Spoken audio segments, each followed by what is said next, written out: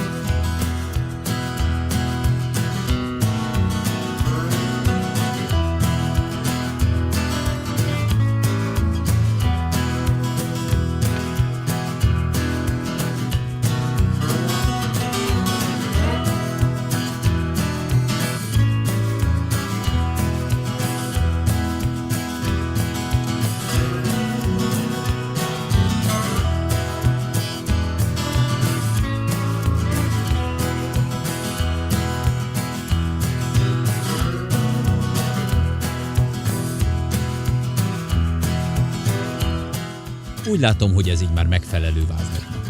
Megmutatja, amit mutatni akar. Lehetne még részletezni, de ezen a ponton érzem azt, hogy az már nem tenne hozzá annyi pluszt, hogy érdemes legyen vele bíbelődni. Hisz ez csupán a vázlata egy esetleg később kidolgozandó képnek. Köszönöm a figyelmet. Viszlát a következő oldalon.